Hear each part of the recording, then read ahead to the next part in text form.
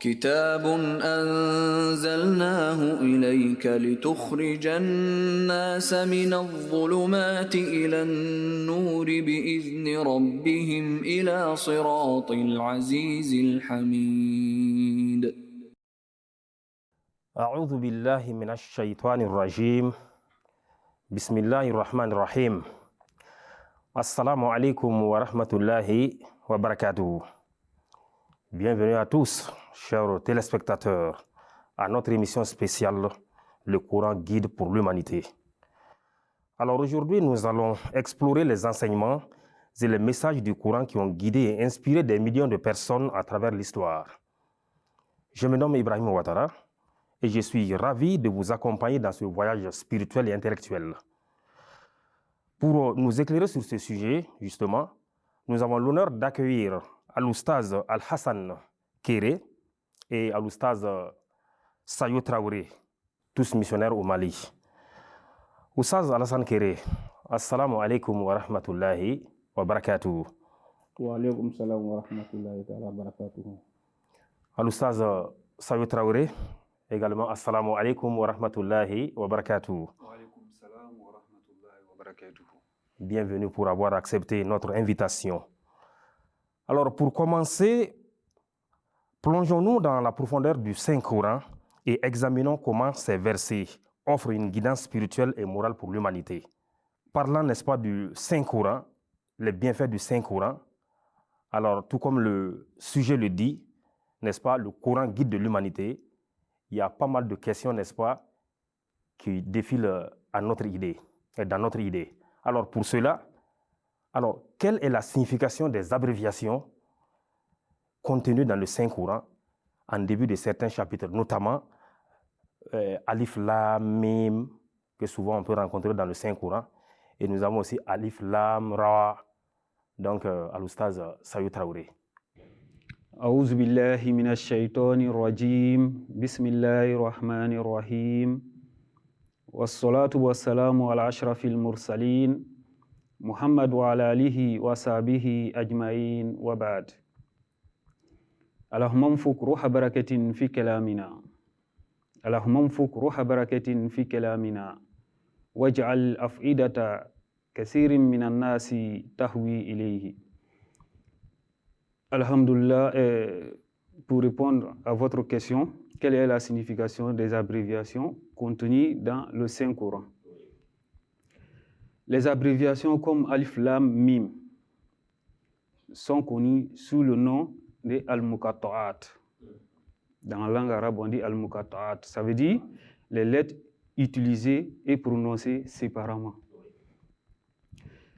Ces lettres-là apparaissent au début de au moins 28 sourates du Saint-Coran. Donc Al-Muqatta'at, c'est lettres utilisées séparément. Quand on dit Muqatta'at, ça veut dire les lettres qui sont coupées. Donc on trouve 14 comme ça dans le Saint-Coran. Alif, Lam, Mim, Sod, Ra, Kef, Ha, Ya, Ain, To, Sin, Ha, Kof et Noun. Donc, ces lettres-là apparaissent au début des sourates. Mais les Arabes aussi utilisaient ces Muqatta'at-là avant la révélation du Saint-Coran. Et ils utilisaient ces Muqatta'at. Comme on voit, un exemple, il est dit, un poète arabe dit, Kulna kifi lana faqalat Kof. Ça veut dire, nous lui avons dit, arrête-nous un moment. Et elle a dit qu'elle arrêtait. La lettre Kof a été coupée. Mais cette lettre-là a une signification. Malgré que c'est coupé, les Arabes comprenaient ça. Voilà. Ça veut dire Kof, ça veut dire Wakaftu. Wakaftu, ça veut dire je me suis arrêté. Je m'arrête ou je me suis arrêté, ça veut dire Wakaftu. Donc, Al-Muqatta'at aussi, si on voit Ali, la fille d'Ali, qui s'appelait Fatima, dit que son père, Ali, radiallahu anhu, quand il était dans les difficultés, il utilisait ces mots-là, Muqatta'at, spécialement, Kef, Ha, Ya, Ayn, Sod. Ali disait, Ya Kef, Ha, Ya, Ayn, Sod, Ikfirli. Oh Kef, Ha, Ayn, Sod, pardonne-moi. Donc quand Ali était dans les difficultés, il disait ça. À Dieu, à Dieu. Donc ça montre que ces Muqatta'at là aussi sont des attributs de Dieu. Mais ces Muqatta'at là aussi sont, comment on appelle, des lettres qui ont des, comment on appelle, des numériques, qui ont des nombres. Alif, par exemple, Alif, Lam, Mim. Alif, c'est 1. Lam, c'est 30, fait 30, voilà. Mim, 40, ça fait 71. Voilà, un chiffre. Voilà, numérique, des valeurs numériques, voilà. Ça fait 71. Donc cela montre que l'islam allait se propager dans 71 ans. Donc on revient, si Alif, Lam, Mim, on dit que c'est des attributs de Dieu. Donc Alif veut dire aussi Alif, Ana. Ana, ça veut dire moi. Lam, Allah, je suis Dieu. Mim, Alam, je sais. Donc c'est des attributs de Dieu, mais ça prend aussi Alif, Allah, Mim, Lam, Jibril, Mim, Muhammad sallallahu alayhi wa sallam. Donc ça parle de la connaissance que Dieu a donnée à Jibril pour transmettre au saint prophète Muhammad sallallahu alayhi wa sallam. Donc Allah, Jibril, Muhammad sallallahu alayhi wa sallam. Donc ces Muqatta'at là, même les Blancs utilisent ça, les Européens, les Américains, les Occidentaux utilisent ces Muqatta'at, les abréviations. Chez nous aussi, ici aussi en Afrique, comme au Mali, on voit aussi l'ex-président, Ibeka, ATT, tout ça c'est des abréviations. Mais les Arabes avaient ça avant. Donc dans le Saint-Coran, ces abréviations-là parlent des mots qui ont des significations, voilà, comme je viens de l'expliquer. Jazakumullah ahsanul jaza al-Oustaz Sayo pour nous avoir, n'est-ce pas, éclairé sur les abréviations contenues, n'est-ce pas, dans le Saint-Coran. Voilà, donc nous comprenons effectivement par vos explications que ces abréviations-là, n'est-ce pas, ont des valeurs numériques. Merci beaucoup et encore une fois de plus, merci. Alors maintenant, pour nous tourner vers Al-Oustaz Lassane Kéré. Maintenant, Al-Oustaz, quelles sont les caractéristiques, n'est-ce pas, principales du Saint-Coran? Ashhadu an la ilaha illallah wahdahu la sharika lah wa ashhadu anna Muhammadan abduhu wa rasuluhu amma ba'd. Fa'a'udhu billahi minash shaitanir rajim. Bismillahir rahmanir rahim. Alhamdulillah. Les caractéristiques principales du Saint-Coran, on peut les faire sortir dans un verset de la sourate Al-Baqarah, qui est précisément le chapitre numéro 2 du Saint-Coran. Le verset est le suivant. Dhalikal kitabu la rayba fi hudal lil muttaqin. Ceci est le livre parfait au sujet duquel il n'y a pas de doute. C'est une direction pour les vertus. Donc, à travers ce verset, déjà, les caractéristiques principales du Saint-Coran, on peut les trouver ici. D'abord, c'est le livre qui est parfait. Voilà, au sujet duquel il n'y a pas de doute. Et en même temps, c'est un guide, voilà, qui mène ceux qui vont lire le Coran et l'appliquer vers quoi? Vers la direction. Voilà, donc vers les vertus. Donc, par là, dans la langue arabe déjà, le fait même d'utiliser même le pronom zalika. Voilà, donc zalika, déjà, ça veut dire ceci est le livre. Alors maintenant, ça présente un objet qui est prêt et puis aussi un objet donc, qui est un peu éloigné.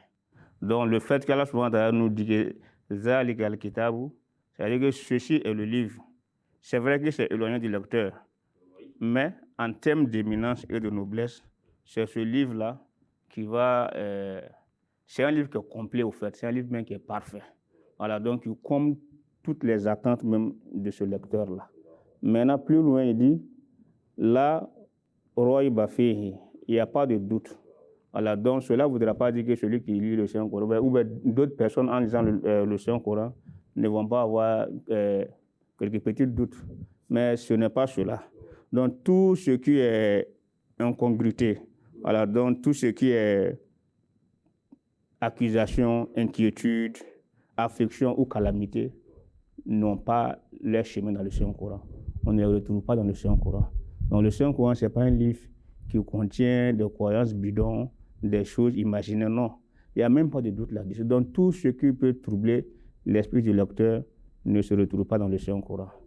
Et donc cela veut nous dire globalement que le Saint-Coran nous donne un enseignement qui est si rationnel que celui qui vraiment, en tout cas, qui est bien pensante, une personne qui est bien, voilà, donc qui est bien pensante, donc en lisant le Saint-Coran avec surtout un esprit impartial, donc il va trouver que le Saint-Coran c'est un guide sûr qui va lui, en tout cas, le diriger vers la bonne direction. Maintenant, à la fin, là, souvent, on a dit ici, Huda lil Mutakin, donc c'est un guide pour les vertueux. Alors, donc celui qui lit le Saint-Coran, c'est pas ce guide-là qui va abandonner le lecteur à mi-chemin. Ou peut-être au cours de la route comme ça, donc il abandonne. Non, donc le Saint-Coran amène le lecteur jusqu'à la destination finale. Donc, jusqu'à ce qu'il puisse atteindre même la vertu même, donc il puisse atteindre même toutes les limites même de la direction. Donc le Saint-Coran a cette particularité-là. Donc d'amener l'homme, de lui prendre la main, de le guider pas à pas sur le chemin de la droiture, et même dans le Saint-Coran, faire toujours le chemin avec lui, jusqu'à ce qu'il puisse arriver à la destination finale. Donc, ce sont les caractéristiques, en tout cas, principales de ce livre saint-là. D'abord, le livre est parfait. Deux, il n'y a pas de doute là-dessus.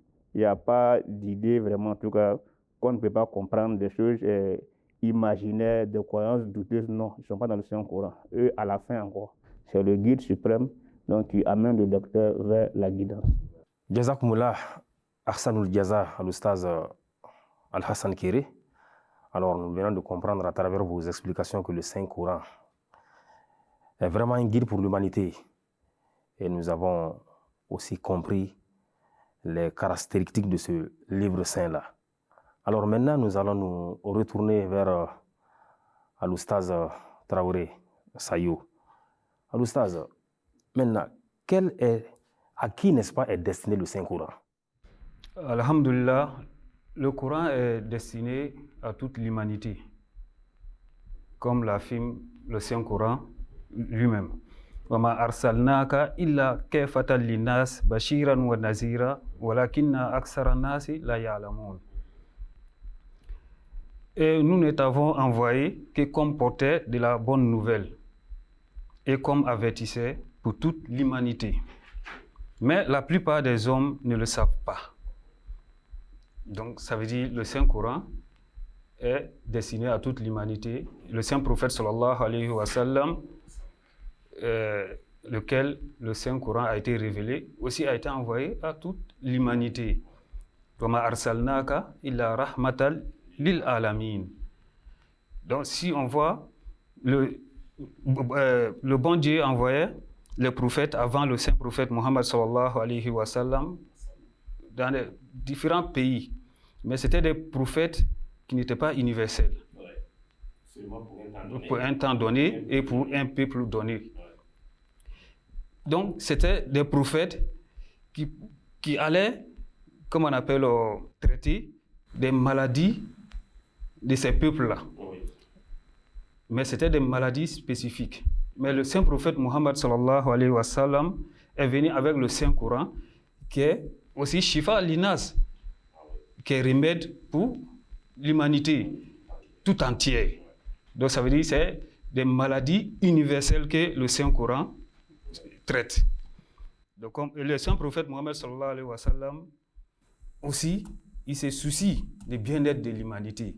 Comme le Saint-Coran dit, لَقَدْ جَاءَكُمْ رَسُولٌ مِّنْ أَنفُسِكُمْ عَزِيزٌ عَلَيْهِ مَا عَنِيتُمْ حَرِيصٌ عَلَيْكُمْ بِالْمُؤْمِنِينَ رَءُوفٌ رَحِيمٌ. Il est en effet venu vers vous un messager d'entre vous. Il est pénible pour lui que vous tombez dans des ennuis. Il désire ardemment votre bien-être. Et envers les croyants, il est particulièrement compatissant et miséricordieux. Chapitre 9, verset 128. Donc, avec toutes ces preuves, on voit que le Saint-Coran est destiné à toute l'humanité, pour guider l'humanité. Jazakumullah, Ahsanul Jaza, Al-Ustaz Traoré. Nous comprenons à travers vos explications que le Saint-Coran est un livre qui a été révélé à toute l'humanité, contrairement, n'est-ce pas, à d'autres livres qui ont seulement été révélés à des périodes données et à des populations données. Vraiment, merci beaucoup, une fois de plus, Jazakumullah, Ahsanul Jaza, pour ces éclaircissements. Alors, revenons maintenant à notre cher oustaz, l'oustaz Kéré. Alors, pourquoi le Saint-Coran ne fut-il pas révélé, par exemple, pas en bloc? Alhamdulillah, summa alhamdulillah. D'ailleurs, c'est une objection qui a été soulevée par les mécréants du temps du Saint-Prophète sallallahu alayhi wa sallam. Ils sont venus vers lui, ils ont soulevé cette objection-là. Le Saint-Coran en fait mention dans le chapitre 25, verset 33. Ceux qui ont mécrit disent pourquoi le Coran ne lui a pas été révélé d'un seul coup. Nous l'avons révélé ainsi afin que nous puissions fortifier ton cœur. Nous l'avons arrangé sous la meilleure forme. Donc le Saint-Coran a été révélé graduellement et par intervalle aussi. Maintenant, ceci a été fait pour des objectifs très très utiles. Voilà, l'intervalle entre les révélations de certains passages du Saint-Coran, donc ça permettait aussi à ceux qui étaient là, aux compagnons aussi, voilà, d'être témoins, voilà, de l'accomplissement des prophéties souvent qui sont contenues dans ces versets-là. Donc, il y a un couple de versets qui peut être révélés, qui contiennent des prophéties. Voilà, donc, maintenant, il y a un intervalle de temps maintenant qui se coule entre la révélation de ces versets-là et d'autres versets. Donc, pendant cet intervalle de temps-là, souvent, la révélation s'accomplissait. Donc, les prophéties qui étaient contenues dans ces versets-là s'accomplissaient. Ça, c'est un. Maintenant, deuxièmement aussi, le Saint-Coran était révélé en intervalle de sorte que ça puisse répondre, voilà, à des préoccupations ou à des questions données par rapport au temps. Voilà, donc le Saint-Coran était révélé comme ça. Donc si on voit dans l'histoire de l'islam aussi, il y a beaucoup d'événements qui peuvent nous témoigner cela. Si on se rappelle de la première émigration des musulmans, lorsque la vie à la Mecque était un peu difficile pour eux, voilà, c'était carrément insoutenable. Donc ils ont émigré, donc ils sont allés en Abyssinie. Mais bien avant cela, le Seigneur sallallahu alayhi wa sallam avait reçu la révélation de la sourate Al-Maryam, qui est la sourate 19 du Saint-Coran. Donc lorsque maintenant ces émigrés-là sont arrivés maintenant en Abyssinie, ils ont été reçus par le Négus, par le roi de l'Abyssinie, voilà, donc Nadjassi. Donc il les a bien accueillis, mais en même temps, les Mecquois aussi avaient dépêché des gens là-bas pour aller les réclamer. Donc ces gens-là maintenant, dans les manigances aussi, ils ont essayé de convaincre le roi, voilà, donc de les rendre les musulmans. Donc maintenant, dans les entretiens maintenant entre les Mecquois et Nadjassi, ils lui ont dit que non, mais ces gens-là, ils parlent mal du Christ. Oh, toi, tu crois au Christ. Et voilà, donc Christ, toi, en tant qu'un bon chrétien, tu accueilles sur ton territoire des gens qui parlent mal du Christ. Donc, Nadjassi directement, même, il a demandé aux compagnons, hey, vous là, que, voilà, donc, votre prophète là dit quoi par rapport au Messie? Donc, directement, celui qui était, en tout cas, le chef de cette délégation, donc, qui était Jafar bin Abi Talib, il a récité en même temps la sourate Al-Maryam. Il a commencé en même temps par l'histoire de Marie, comment est-ce que Jésus a été conçu, dans la conception du Christ, donc, exactement donc, comme cette sourate-là, dont fait la description, il a récité en même temps correctement comme ça. Donc, Nadjassi s'est directement ressaisi. Il a même ajouté, en tout cas, que franchement, c'est de cette même manière dont eux aussi, donc ils conçoivent la naissance du Christ. Donc, si le Saint-Coran était relevé peut-être en bloc Ou bien soit, si ce n'était pas fait comme ça, donc ça allait créer ici quelque chose de difficile donc pour les musulmans. Mais tellement que ça a été bien fait, donc par rapport aux circonstances données, donc à des versets que Allah subhanahu wa ta'ala révélait. Alors, donc par rapport à cela que les musulmans en tout cas ont pu réciter ça devant ce roi-là. Et puis le Saint-Coran a été révélé au Saint-Prophète durant une période de 23 ans. Alors, donc c'est 23 ans. Alors, donc la raison pour laquelle aussi, vraiment ça, pour que ça puisse être facile donc aux compagnons de mémoriser. Parce que s'il était révélé en un seul coup, en bloc, ce serait difficile. Alors donc petit à petit, donc les versets qui étaient révélés, les compagnons mémorisaient en même temps ces versets-là directement. Maintenant, il y a une autre raison, voilà, donc également, donc pour laquelle le Saint-Coran même ne pouvait pas être révélé en bloc. Parce que si cela avait été le cas, c'est même mécréants qui ont posé la question, aller donc dire au prophète que non, c'est quelqu'un qui l'a prêté main forte à rédiger ce livre-là. Alors, donc, ils se sont assis peut-être dans une maison, ils ont bien pris leur temps et ils ont rédigé dans ce livre-là. Mais comme c'était fait graduellement, donc chaque fois quand un couple de versets était révélé, le Saint-Prophète sallam, il mémorisait cela, en même temps il enseignait à ses compagnons, donc eux aussi mémorisaient aussi avec lui. Mais si c'était fait directement en bloc, vraiment ça allait être difficile. Voilà, donc comme le Saint-Coran également allait traiter de tous les sujets, donc il fallait que vraiment en tout cas que les musulmans aussi soient aptes aussi à s'approprier ces enseignements-là. Voilà, donc cela vraiment, il fallait que ça soit fait graduellement également. Voilà, donc graduellement. Donc on ne pouvait pas le faire tout d'un coup comme ça. Au début, les musulmans étaient en petit nombre. Voilà, ce n'était pas encore une société donc en tant que telle pour que les règles d'une société donc soient détaillées. Mais lorsque vraiment en tout cas ils ont émigré à Médine, après en tout cas la conquête de la Mecque, donc on a vu maintenant que le monde islamique s'est beaucoup élargi. Donc les lois maintenant ont commencé maintenant à venir, comment vivre en société, donc le partage de l'héritage, il y a tout ça, donc il y a tous ces détails là maintenant qui sont venus après l'immigration. Voilà, donc c'était comme ça. Mais si c'était fait en bloc, ça allait créer beaucoup de difficultés. Donc, c'est à travers vos explications, effectivement, que nous comprenons que le Saint-Coran n'a pas été révélé en bloc. Parce que souvent, on entend effectivement, comme le verset le dit, « Inna anzalnahu fi laylatil qadr ». Souvent, on entend que le Saint-Coran a été révélé, n'est-ce pas, dans la nuit du destin. Donc, en une seule nuit, parce que souvent, c'est ce qu'on comprend. Hein. La plupart du temps, c'est ce que l'on comprend. Mais c'est maintenant, à travers vos explications, que nous parvenons à voir effectivement que ça a été, n'est-ce pas, révélé graduellement sur une période de 23 ans. Voilà, donc, ok, merci beaucoup. Merci beaucoup pour ces éclaircissements. Voilà, donc, nous tirons, n'est-ce pas, vers la fin de notre émission. Voilà, mais bien avant, il y a une autre question que nous aimerions, n'est-ce pas, adresser à notre cher oustaz Sayou Traoré.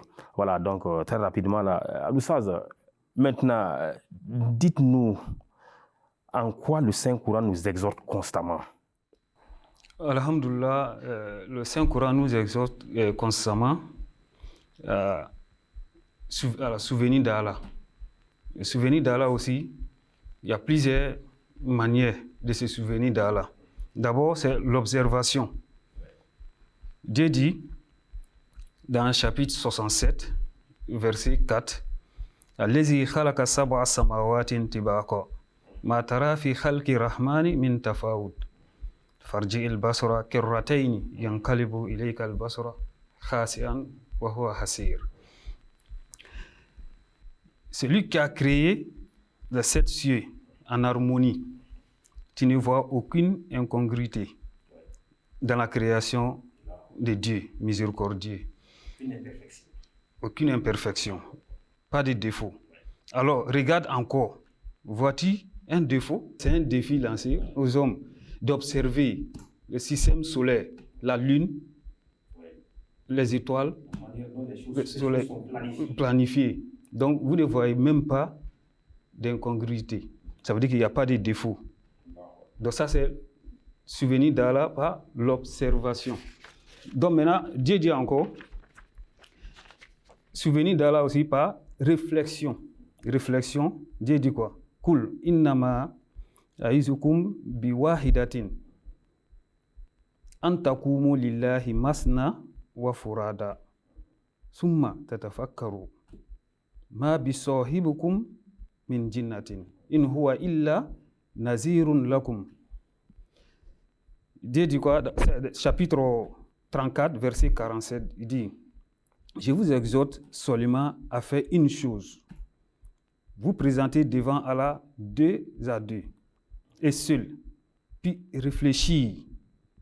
Vous saurez alors qu'il n'y a aucune folie chez votre compagnon. Il n'est pour vous qu'un avertisseur d'un châtiment sévère imminent. Donc ça veut dire quoi? Réfléchissez aux créations de Dieu. Vous allez voir, méditer. Vous allez voir que vraiment, tout ce que le Saint-Coran dit, tout ce que le Saint-Prophète dit, sallallahu alayhi wa sallam, paix soit sur lui, est rationnel. Ça va vous amener à comprendre que vraiment, le Saint-Coran vient de Dieu. Dans chapitre 16, 13, wa sakhara lakumul layla wan nahara wa shamsa wal qamara wan nujumu musakharatun bi amrihi inna fi zalika laayatin liqaumin ya'qilun. Donc Dieu dit quoi? Et il a mis à votre service la nuit et le jour, le soleil et la lune et les étoiles ont également été mises en service par son commandement. Assurément, il y a là des signes pour un peuple qui use de sa raison. Donc ça veut dire le système solaire, la nuit, la journée, le soleil, la lune et les étoiles. Voilà. Tout ça, Dieu a mis ces systèmes solaires à votre service. Pour que ce soit des signes. Des signes. Pour ceux-là qui pour vous amener à réfléchir, à utiliser votre raison. Ouais.